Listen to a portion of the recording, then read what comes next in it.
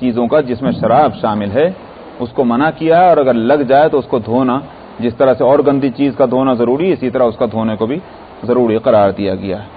تو یہ ہے وجہ۔ وہ ایک الگ بات ہے کہ بھئی ناپاک چیز جو ہے وہ اس کا کون سی مقدار وہ ہے کہ اگر لگ جائے تو اگر نہ صاف کیا تو معاف ہوگا اور نماز ہو جائے گی، وہ ایک الگ چیز ہے، ٹھیک ہے، لیکن یہ کہ اپنی جگہ وہ ناپاک ہے۔ اور اس کے علاوہ جہاں تک آپ نے فرمایا کہ نشہ اس کی بنیاد ہے، تسلیم ہے، لیکن اس پر پھر یوں شبہ ہو سکتا ہے کہ جب تک نشہ نہ کرے، جب تک حرام نہ ہو، لہذا اگر اتنی مقدار میں اگر اس کو استعمال کر لیا جائے کہ نشہ نہ ہو تو کیا جائز ہو جائے گا؟ نہیں، کیوں؟ معلوم ہو وہی وجہ ہے، کیونکہ حدیث میں فرمایا گیا کہ کل ما اسکر کثیرہ فقلیلہ حرام، جس کی زیادہ مقدار نشہ پیدا کرتی اس کی تھوڑی مقدار بھی جو ہے حرام ہے۔ تو بہرحال ایک چیز کو جب قرآن پاک نے اور حدیث نے بالکل ممنوع کر دیا ہے اور ناپاک قرار دے دیا، اس کا کسی طرح استعمال جائز نہیں ہوگا۔ مثال کے طور پر کوئی بھی ایک سائنٹیفک اس کا ریزن ہو، اگر آپ اس کو دھو رہے ہیں دھوئیں، لیکن اس کے بعد ہاتھ پاک آپ کے جبھی ہوں گے جب آپ اس کو اچھی طرح سے پانی سے دھو کر اس کا اثر بھی ختم کر دیں، جبھی پاک ہوں گے۔ ایک ہے صاف ہونا، ہو سکتا ہے کوئی آپ کہ دواؤں کی وجہ سے آپ کے ہاتھ میں ایسی چیزیں آ جائیں کہ الکوہل ہی سے وہ صاف ہو سکتی ہوں، اگر آپ مجبور ہیں اس کے لیے کریں، لیکن جہاں تک ہے پاک ہونے کا تعلق، پاک جب ہوں گے جب آپ پانی سے اس کو دھو کر اور بالکل اس کو صاف کر لیں گے، اس کے اثرات ختم کر دیں گے۔ بہت دیر میں جیسا ہوں اس کو میں ہی دے رہا، آپ کو مجھ سے کون پوچھ رہے ہیں؟ نہیں بھائی، تو وہی تو آپ کو شبہ ہو گیا نا۔ اب ایک چیز کا جب شبہ ہے تو وہ اس دکاندار سے پوچھئے کہ جو آپ کو دے رہا ہے اتنی مقدار میں، اس کا جواب میں کیا دوں، میں وہ کہاں سے لایا؟ اس چیز میں بول رہا ہوں بھائی، اسی سے لڑیے، میں اس کا کیا جواب دوں، مجھے معلوم نہیں ہے کہ وہ کہاں سے لاتا ہے۔ تو پھر وہ اس کا ادب اور احترام، اب ظاہر ہے کہ ایک احترام آپ کا ہے، ٹھیک ہے، آپ تو ایمان کی سلامتی کے ساتھ اس کا احترام کریں، لیکن جو بھی ظاہری اعتبار سے جو اس کا احترام ہونا چاہیے، اگر غیر مسلم سے آپ اس بات کا یقین رکھتے ہیں کہ وہ اس کا احترام اس طرح سے کرے گا تو آپ اس کے ہاتھ میں دے سکتے ہیں اس کو۔ ناپاک تو وہ ہے ہی، معلوم ہو کہ نہ ہو، سب سے بڑی ناپاکی تو کفر کی ہے، لیکن میں نے کہا کہ چونکہ وہ مکلف نہیں ہے، پاکی ناپاکی کا مکلف وہ کب ہوگا؟ جب وہ ایمان لے آئے گا، جب وہ مکلف ہوگا۔ جیسے نابالغ بچہ مکلف نہیں ہے، اسی طرح سے وہ غیر مسلم بھی اس وقت تک مکلف نہیں ہے احکام شرعیہ کا کہ جب تک کہ وہ ایمان نہ لائے۔ ہاں بس اطمینان اس کا کر لینا چاہیے کہ وہ کلام خداوندی کے ساتھ بے حرمتی کا معاملہ نہ کرے، اس سے محفوظ رہے، تو اس کو دے سکتے ہیں، دکھا سکتے ہیں۔ کیا مسئلہ ہے کہ شراب کو پہلے حرام نہیں کیا جائے بلکہ اور دوسری چیزوں کو حرام قرار دیا جائے، لیکن شراب کو پہلے حرام نہیں کیا جائے؟ کہاں ہے؟ قرآن نے لفظ حرامی سے اس کو بتایا، یہ دعویٰ ہے۔ جتنی وہ چیزیں جو شریعت میں حرام ہیں، قرآن پاک نے ان کو لفظ حرام ہی سے کہا ہے۔ اگر یہ دعویٰ ہے سب جگہ سب کام باتوں کے لیے تو بے شک یہ سوال قائم ہوتا ہے، پھر اس کا جواب دینا ضروری ہے۔ لیکن اگر ہر وہ چیز جس کو شریعت نے حرام قرار دیا ہے، شریعت میں وہ حرام ہیں، ہم اور آپ سب جانتے ہیں کہ وہ حرام ہیں، لیکن کیا نام ہے قرآن شریف میں اس کے لیے لفظ حرام نہیں استعمال ہوا، تو پھر اسی کے لیے کیوں آخر یہ لڑائی جھگڑا؟ فجتنبو کا لفظ کہ من عمل الشیطان فجتنبو، کہ یہ شیطان کا عمل ہے، اس سے بچتے رہو۔ اور پوری امت نے دور اول کے ان لوگوں نے جو شراب کے امین سے زیادہ عادی تھے، اگر انہوں نے اس کے معنی وہی سمجھے کہ حرام ہو چکی ہے، اور صحابہ نے اس آیت کو سننے کے بعد لوگوں تک بات انہی لفظوں کے ساتھ پہنچائی کہ شراب جو ہے حرام ہو گئی، ممنوع ہو گئی، تو آج اس میں شک اور شبہ کرنے کیا معنی ہے؟ پھر بھی میں نے کہا کہ جتنی حرام چیزیں اگر ان کے لیے لفظ قرآن میں حرامی کا استعمال ہوا ہے تو بات ٹھیک ہے، ورنہ قرآن پاک کے انداز کو دیکھا جائے گا۔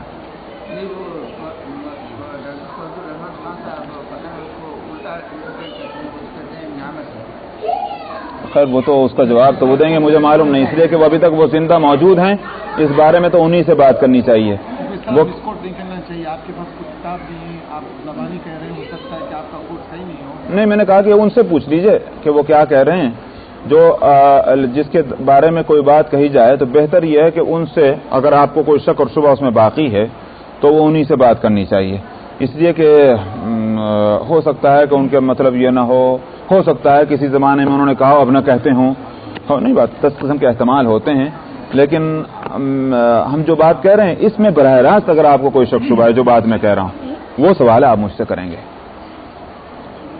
عید کے چاند کے دیکھنے کے سلسلے میں کتنی لوگوں کو دیکھنا چاہیے، مسلمانوں کو کتنے گواہ ہونا چاہیے؟ جتنے زیادہ دیکھیں اتنا اچھا ہے، کم سے کم زیادہ سے زیادہ لوگوں کو دیکھنا چاہیے۔ ہم گھروں کے اندر بیٹھے رہتے ہیں اور گھر سے باہر نہیں نکلتے اور بہت بڑا کام کرتے ہیں تو MCC کو فون ہی کرتے رہتے ہیں بیٹھے ہوئے، تو ہم لوگوں کو سب کو دیکھنا چاہیے، بہت بڑی بات ہے، بہت اچھی بات ہے۔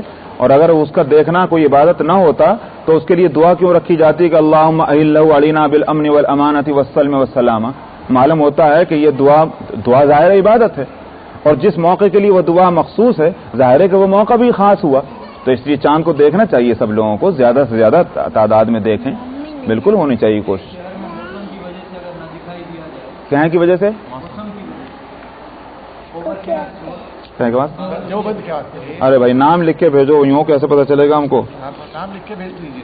ہاں جی جی، تو اگر دوسرے شہر سے اطلاع آ رہی ہے تو کتنے لوگوں کو دیکھنا چاہیے، کتنے لوگوں کو گواہی دینا چاہیے، اس کی کیا طریقہ ہے؟ میں نے کہا نا کہ اصل میں اس کی بات یہ ہے کہ اصل تو یہ اطمینان ہو جانا چاہیے کہ جو خبر آئی ہے وہ صحیح آئی ہے، یہ اطمینان مقصود ہے، لیکن جس طرح سے شہادت کا ایک عام نظام ہے اسی کے مطابق یہاں بھی یہی ہوگا کہ بھئی جو زیادہ سے زیادہ تعداد نہیں مقرر کی جا سکتی، کم سے کم تعداد مقرر کی جا سکتی ہے۔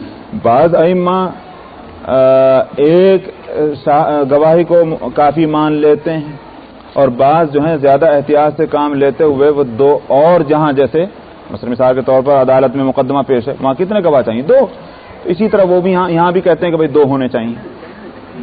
تو اصل میں نے اس سے زیادہ اصولی بات جو کہی ہے وہ یہ کہ اطمینان ہو جانا چاہیے۔ تو اگر ایک آدمی کیا 3 آدمی بھی ہوں لیکن ایک اطمینان نہیں ہو رہا ہے تو ہرگز ضروری نہیں کہ آپ اس کے مطابق فیصلہ کریں۔ ایک آدمی خبر لا رہا ہے مگر ایسے طور پر لا رہا ہے کہ جس سے پورے طور پر آپ کو اطمینان ہو رہا ہے، تو چونکہ ائمہ نے اس کی اجازت دی لہذا ایک گواہی پر بھی فیصلہ کیا جا سکتا ہے۔ تو یہ سب چیزوں پر ہیں۔ یہ میں اس لیے کہہ رہا ہوں کہ مثلا ایک موقع پر نبی کریم صلی اللہ علیہ وسلم سے ایک اعرابی نے آ کر کے آپ کو خبر دی کہ یا رسول اللہ میں نے چاند دیکھا ہے، آپ نے فوراً نہیں فیصلہ کیا، فیصلہ تو ایک گواہی پر کر دیا مگر فوراً نہیں کیا، وہی اطمینان والی بات۔ آپ نے پوچھا کہ اتشہد ان لا الہ الا اللہ، کیا گواہی دیتا ہے کہ اللہ کے سوا کوئی معبود نہیں؟ انہوں نے کہا کیوں نہیں؟ کیا تم گواہی دیتے ہو کہ محمد اللہ کے بندے اور اس کے رسول ہیں؟ کہ یا رسول اللہ بالکل۔ فرمایا کہ اے بلال اذان دے، اعلان کر دو اس بات کا کہ چاند ہو گیا ہے۔ تو اطمینان جو ہے فیصلہ کرنے والے کو یہ ہو جانا چاہیے۔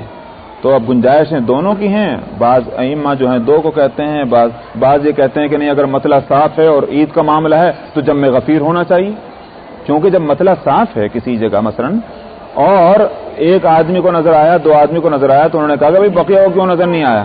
احتیاط کا تقاضا یہ ہے۔ ہاں مسئلہ ابر آلود ہے، ہو سکتا ہے کہ بھئی فوراً ابر آ گیا ہو 2 آدمیوں نے دیکھا، مطلب یہ کہ یہ مختلف وہ چیزیں ہیں کہ جن پر فقہاء نے غور و فکر کیا، حاصل ان سب کا یہ ہے کہ کیسے اطمینان بخش صورت پیدا ہو جائے کہ جس پر فیصلہ کیا جا سکے۔ ہر اتوار کو تو جو ہے تفسیر کی یہاں پہ انتظام ہے اور اس سے جو کچھ فائدے ہو رہے ہیں اپنے جگہ پہ، کسی ایک اتوار کو نماز کے بارے میں کیوں نہیں تذکرہ کیا ہے؟ نماز کے بارے میں ادا کیا جائے وہ تو ہوتا ہے نا بھائی، حلقے کا پروگرام، حلقے کا پروگرام اسی لیے ہوتا ہے۔ نہیں، مگر اس میں سے اکثر لوگ جو اس محفل میں شرکت کرتے ہیں اس موقع پہ حاضر ہیں، وہ تو جو حاضر رہتے ہیں ان کا مطلب ہے سوال جواب نہیں مطلب یہ ہے کہ اگر نہیں شریک ہوتے تو بھائی اب کیا کریں گے آپ؟ اس کے ادا کرنے کے بارے میں اکثر یہاں پہ رکنوں کا مسئلہ آ رہا ہے، اراکین کا مسئلہ آ رہا ہے، اکثر لوگوں کو دیکھا جا رہا ہے کہ وہ لوگ نماز کے اراکین سے ہی ادا نہیں کرتے۔ بھائی آپ ایک موقع ہی فراہم کر سکتے ہیں، لیکن اگر وہ ان کو فکر نہیں ہے، وہ اس سہولت سے فائدہ نہیں اٹھانا چاہ رہے تو اب ہم اور آپ کیا کریں گے؟ ایسا کوئی موقع اتوار کے دن فراہم کر کے جو ہے نا لوگوں کو موقع دے سکتے ہیں، کسی ایک مہینے میں یا 2 مہینے میں اتوار کو جو ہے تفسیر میں تھوڑا وقت اس کے لیے دیں گے یا پھر یا تفسیر کو روک کر جو ہے نا اس کا انتظام کریں۔ اس سلسلے میں اگر آپ اصل بات یہ ہے کہ میں اس لیے یہ ہے اس کو دیکھ لیا، وہ حلقے والا نظام بات کہتے ہیں وہ یہ کہ حج چونکہ فرض ہے اور عمرہ فرض نہیں ہے. اور حج کی فرضیت کی شرائط میں یہ بات ہے کہ جو وہاں تک پہنچ سکتا ہو. جو شخص وہاں پہنچ گیا، اگر نہیں بھی فرض تھا تو پہنچنے کی وجہ سے فرض ہو گیا. تو پہلے فرض اگر تھا تو بھی فرض کو پہلے ادا کرنا چاہیے، اور اگر پہلے فرض نہیں تھا، مثلا کسی بھی وجہ سے وہاں پہنچ گیا، اب فرض ہو گیا، تو فرض کی ادائیگی میں جلدی کرنی چاہیے، کیونکہ زندگی کا پتہ نہیں ہے، پھر سہولتیں وہ آئندہ حاصل ہوں گی نہیں ہوں گی اس کا پتہ نہیں ہے. تو عمرہ جو فرض نہیں ہے اس کو ادا کرنے کے لیے جانا، اور حج جو فرض ہے اس کو نہ ادا کرنا، اس کو ذرا اچھا نہیں سمجھا گیا. مکہ شریف جو ہے امن کا مقام ہے، اور آپ نے کہا کہ اس کے دوران وہاں مجرموں کو سزا نہیں دی جاتی، لیکن ہر جمعے کی نماز کے بعد وہاں پر باضابطہ مجرموں کے سامنے سزا دی جاتی ہے. اصل میں چونکہ مسئلہ میں کئی دفعہ بتلا چکا، اس لیے میں نے اسے تفصیل نہیں بتلائی.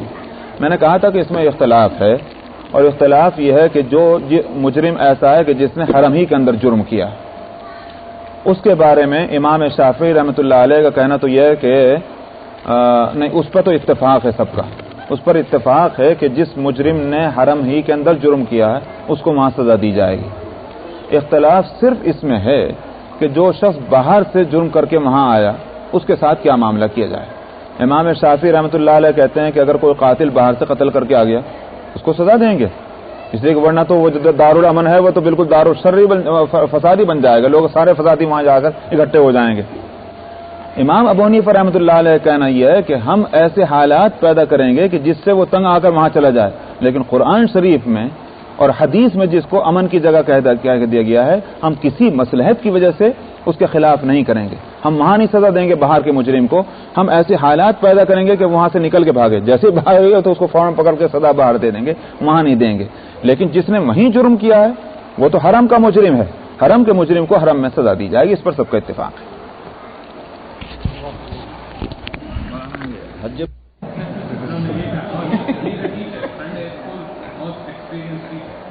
خیر وہ بات چھوڑ دی،